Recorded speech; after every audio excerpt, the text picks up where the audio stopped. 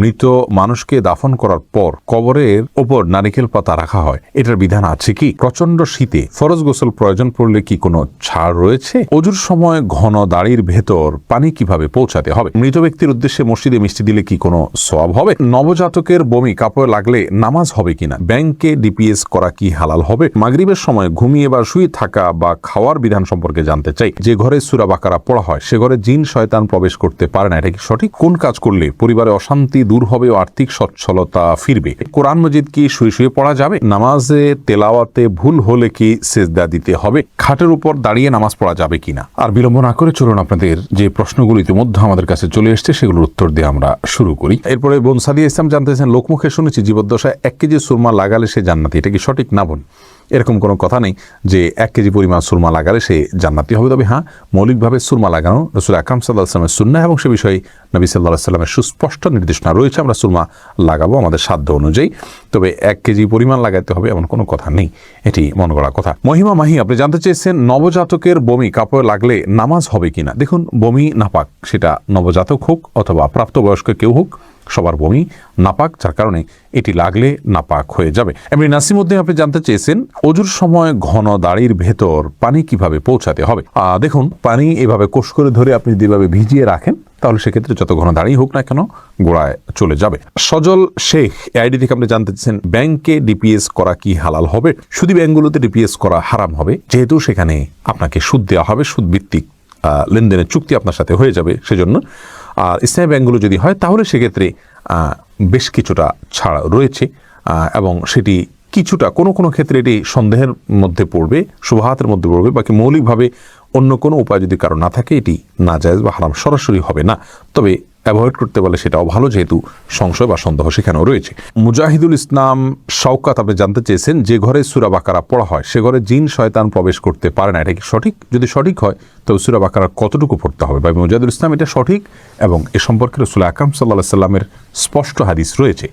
সূরা বাকারা যদি তেলাওয়াত করা হয় কোনো বাসায়, সেখানে জিন শয়তান প্রবেশ করে না, এক্ষেত্রে কতটুকু তেলাওয়াত করবেন? এর উত্তর হলো যে আপনি তেলাওয়াত করতে থাকবেন শুরু থেকে শেষ পর্যন্ত, কোনো লিমিটেশন নাই যে এত আয়াত পড়বেন, যত বেশি পড়বেন বারবার পড়তে থাকবেন। নিজে পড়তে না পারলে তেলাওয়াত, রেকর্ডকৃত তেলাওয়াত চালু করে রাখবেন, যদি অনেক উলামা একরাম সেটিকে যথেষ্ট নয় বলেছেন, কিন্তু আমরা দেখেছি রেকর্ডকৃত তেলাওয়াত চালু করে রাখলেও বাসা বাড়িতে জিনের উপদ্রব কমে যায়, মানুষ অনেকটা সুরক্ষিত হয়ে যায় আলহামদুলিল্লাহ।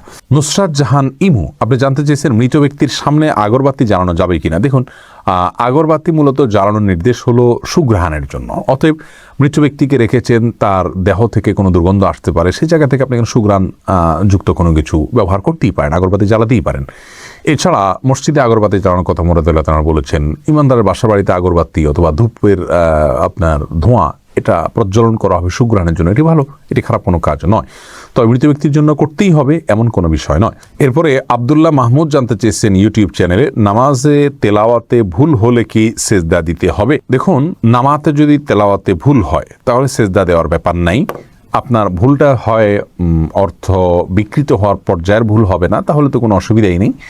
আর যদি অর্থ বিকৃত হওয়ার মতো ভুল হয় সেক্ষেত্রে আপনি 3 আয়াত বা যতটুকু না পড়লে নয় এতটুকু পড়ে ফেলেছেন, তারপরে যদি ভুল হয় তাহলে ইনশাআল্লাহ সেখানে আপনার সালাত হয়ে যাবে। কোনো কোনো ক্ষেত্রে অর্থ বিকৃত হওয়ার মতো ভুল যদি হয় তাহলে সেক্ষেত্রে আপনার সালাত হবেই না, সিজদা সাহুতে এটি কুলাবে না। নাহিদ নোমান জানতে চেয়েছেন, কোন কাজ করলে পরিবারে অশান্তি দূর হবে ও আর্থিক সচ্ছলতা ফিরবে? ভাই নাহিদ, এর জন্য আপনাকে আমি পরামর্শ দেব 2টি কাজ সবচেয়ে গুরুত্বের সাথে করার, এক হলো দুরূদ শরীফ আর একটা হলো ইস্তেগফার। এই 2টি জিনিস আপনি বেশি বেশি করে পাঠ করবেন। রাসূল আকরাম সাল্লাল্লাহু আলাইহি ওয়াসাল্লামের হাদিস থেকে বোঝা যায় দুরূদ এটা বেশি বেশি করে পাঠ করলে মানুষের বিপদ আপদ দূর হয়, পেরেশানি থেকে আল্লাহ তাআলা মুক্তি নসিব করেন। ইস্তিগফারের ক্ষেত্রে আল্লাহ তাআলা বলেছেন সূরা নূহের মধ্যে, ফাকুলতু আস্তাগফিরু রাব্বাকুম ইন্নাহু কানা গাফফারা ইউরসিলিস সামা আলাইকুম মিদরারা ওয়া ইউমদিদুকুম বিআমওয়ালিন ওয়া বানিন ওয়া ইয়াজআল লাকুম জান্নাতিন ওয়া ইয়াজআল লাকুম আনহারা। আয়াতগুলোর আলোকে অনেক মুফাসসিরিন ইকরাম, অনেক উলামা ইকরাম বলেছেন যে ইস্তিগফার বেশি বেশি করলে আল্লাহ তাআলা রিজিক বৃদ্ধি করেন এবং মানুষের রিজিকের অনটন দূর করেন। অতএব এই 2টি আপনি নিয়মিত করবেন, সেই সাথে আপনি খুব সিরিয়াসনেসের সাথে হালাল উপার্জনের জন্য চেষ্টা করে যাবেন, আল্লাহ তাআলা আপনার সমস্যাকে দূর করে দিন। সুজন মুখতার আপনি জানতে চেয়েছেন ইউটিউব চ্যানেলে, স্বপ্নে সহবাস করতে দেখলে গুনাহ হবে কিনা? না, এর কারণে কোনো গুনাহ হবে না, কারণ এটি বান্দার ইচ্ছার দিন কোনো বিষয় নয়, বান্দার ইচ্ছাধীন বিষয় নয়, এমন বিষয়ের জন্য আল্লাহ তাআলা বান্দাকে পাকড়াও করবেন না। জান্নাত আরা জুলি আপনি জানতে চেয়েছেন, মুরগি একাই জবে করতে পারবে কি না কারো হেল্প ছাড়া? হ্যাঁ, করতে পারবে, কোনো অসুবিধা নেই। মুরগিতে একজন ধরতে হবে এমন কোনো বাধ্যবাধকতা নেই। আপনি মুরগি যেভাবে খুশি সেভাবে জবাই করবেন, জবাই করাটাই হলো মুখ্য। বিসমিল্লাহ বলে জবাই করতে পারলে আপনি নিজে একাও করতে পারেন, কোনো অসুবিধা নেই। এমনি মামুন হোসেন জানতে চেয়েছেন, মৃত ব্যক্তির উদ্দেশ্যে মসজিদে মিষ্টি দিলে কি কোনো সওয়াব হবে? দেখুন, মৃত ব্যক্তির পক্ষ থেকে আপনি গরিব দুঃখীকে খাবার দিতে পারেন, কোনো অসুবিধা নেই। দিনক্ষণ ঠিক না করে এমনিতে গরিব দুঃখীকে খাবার দিলেন। মসজিদে বিশেষভাবে খাবার দিতে এমন কোনো কথা নেই। গরিব দুঃখীকে খাবারটা আপনি বাইরেও দিতে পারেন, তাদের বাসা পৌঁছে দিতে পারেন। মসজিদ থেকে, মসজিদের সাধারণ মুসল্লিরা আছে তাদেরকে আপনি দান করতে পারেন মৃত ব্যক্তিকে সওয়াবের উদ্দেশ্যে, সেটিও হতে পারে।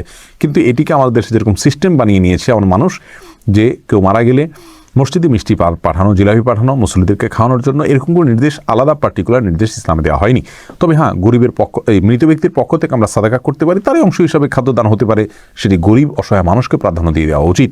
মসজিদে না দিয়ে আপনি সেটি যদি বস্তিতে দেন, গরিব মানুষের বাসা বাড়িতে দেন, সেটি আরও বেশি সওয়াবের কারণ হবে ইনশাআল্লাহ। এমডি রায়হান সিদ্দিকী আপনি জানতে চেয়েছেন, মাগরিবের সময় ঘুমিয়ে বা শুয়ে থাকা বা খাওয়ার বিধান সম্পর্কে জানতে চাই। দেখুন ভাই রায়হান, মাগরিবের পরে এশার আগে শোয়ার ব্যাপারে হাদিসে নিষেধাজ্ঞা রয়েছে। নবী সাল্লাল্লাহু আলাইহি ওয়াসাল্লাম অপছন্দ করতেন এই সময় শোয়াটাকে, যার কারণে মাগরিবের পরে শোয়া উচিত নয়। তবে যদি কেউ অসুস্থ থাকেন, শরীরে ক্লান্তি থাকে, তিনি শুয়ে আছেন ক্লান্তির কারণে, সেটি ভিন্ন বিষয়।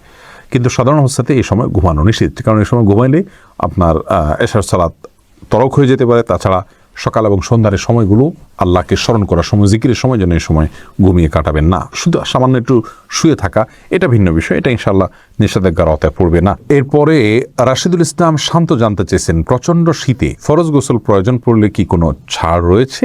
ভাই শান্ত, প্রচণ্ড শীতে ফরজ গোসল এর ক্ষেত্রে আপনি ঠান্ডা পানিতে গোসল করা কষ্টকর হলে আপনার জন্য ছাড় রয়েছে। সেই ক্ষেত্রে যদি ঠান্ডা পানি ব্যবহার করলে আপনার অঙ্গহানি হতে পারে, প্রচণ্ড রকমের রোগ দেখা দিতে পারে, জীবন নাশের ভয় হয় আপনার, অথচ গরম করার কোনো ওয়ে না থাকে, এরকম যদি হয় তাহলে আপনি তায়াম্মুম করতে পারেন।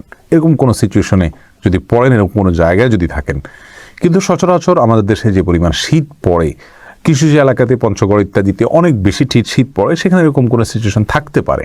কিন্তু নর্মালি অন্যান্য এলাকাগুলোতে, ঢাকার আশেপাশে বা অন্যান্য জেলাগুলোতে যে পরিমাণ শীত পড়ে, তাতে পানি ব্যবহার করলে অঙ্গহানি হয়ে যাবে বা জীবন হুমকির মধ্যে পড়বে, এরকম পরিস্থিতিতে পড়ার সম্ভাবনা খুবই ক্ষীণ।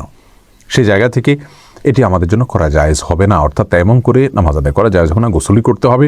আর গরম পানির ব্যবস্থা কম বেশ প্রায় বেশিরভাগ জায়গায় আজকাল থাকে। একটু কষ্ট হয়, হয়তো একটু বিব্রতকর পরিস্থিতিতে পড়তে হয়, অন্যরা জেনে যাবে, তাতে কি? আমার তো আল্লাহ তাআলার ফরজ নির্দেশ পালন করতে হবে, যার কারণে এটি আপনার অবহেলা করা যাবে না। মাহফুজ আহমেদ মুন্না জানতে চেয়েছেন, মৃত মানুষকে দাফন করার পর কবরের ওপর নারিকেল পাতা রাখা হয়, এটার বিধান আছে কি? না, মৃত ব্যক্তিকে কবরে দাফন করার পর নারিকেল পাতা রাখার কোনো নির্দেশ কোরআন হাদিসে কোথাও দেওয়া হয়নি। বরং রাসূল আকরাম সাল্লাল্লাহু আলাইহি ওয়াসাল্লাম একটা কবরে তিনি ডাল গেড়েছেন, এমনটি পাওয়া যায়। সেটি একটা কবরেই গেড়েছেন, এছাড়া অন্য কোনো কবরে বা সচরাচর সব কবরে তিনি ডাল গেড়েছেন এমনটি পাওয়া যায় না, যার কারণে কবরে কোনো কিছু গাড়তে হবে এমন কোনো কথা ইসলামের শরীয়ত অনুযায়ী নির্দেশিত নয়। এরপরে ফারিয়া ইসলাম জানতে চেয়েছেন, কোরআন মজিদ কি শুয়ে শুয়ে পড়া যাবে? হ্যাঁ বোন ফারিয়া, কোরআন মজিদ শুয়ে শুয়ে পড়া যাবে। কোরআন মজিদ শুয়ে পড়া যাবে না এমন কোনো কথা কোরআন হাদিসের কোথাও বলা হয়নি, বরং সাধারণ অবস্থায় কোরআন মজিদ পড়া যাবে। তবে কোরআন মজিদের প্রতি, কোরআন মজিদকে বুকের মধ্যে ধরে অসম্মানজনকভাবে শুয়ে শুয়ে পড়া উচিত না। আপনি মুখস্থ থেকে পড়তে পারেন, আর সাধারণ অবস্থায় বসে বসে সুস্থ অবস্থায় আপনার কোরআন মজিদ পড়ার চেষ্টা করা উচিত। ইস্তাব্রো বাণী এই আইডি থেকে আপনি জানতে চেয়েছেন, খাটের উপর দাঁড়িয়ে নামাজ পড়া যাবে কিনা? যাবে, কোনো অসুবিধা নেই। আপনি খাট হোক আর ভূমি হোক, ফ্লোর হোক, যে কোনো জায়গায় দাঁড়িয়ে সালাত আদায় করতে পারবেন। আপনি স্বাভাবিকভাবে যদি সালাত আদায় করতে অসুবিধা না হয়, তাহলে সেক্ষেত্রে কোনো অসুবিধা নেই। হ্যাঁ, কোনো খাটের উপরে দেখা যায় যে ম্যাট্রেস বা ফোম থাকার কারণে অনেক দূর ডেবে যায়, যার কারণে রুকু সিজদায় তিনি ব্যালেন্স রাখতে পারেন না এবং সুন্দরভাবে সালাত আদায় করতে পারেন না, সিজদা সঠিকভাবে করতে পারেন না। এরকম যদি হয় তাহলে সেক্ষেত্রে তার জন্য খাটে দাঁড়িয়ে সালাত আদায় করা উচিত হবে না। এটা কমপক্ষে মাকরু হবে, অপছন্দনীয় হবে, তবে সালাত হয়ে যাবে। যেহেতু সালাত স্বাভাবিকভাবে করতে তার অসুবিধা হয়, শরীরে ব্যালেন্স ঠিক রাখতে পারে না, রুকু সিজদা যথাযথভাবে করতে অসুবিধা হয় এবং মনোযোগও ব্যাঘাত সৃষ্টি হয়, যার কারণে এরকম জায়গায় সালাত আদায় করা উচিত নয়। আর যদি এতটা নরম না হয় তাহলে সেক্ষেত্রে সাধারণ খাটে বা চকিতে সালাত আদায় করতে কোনো অসুবিধা নেই।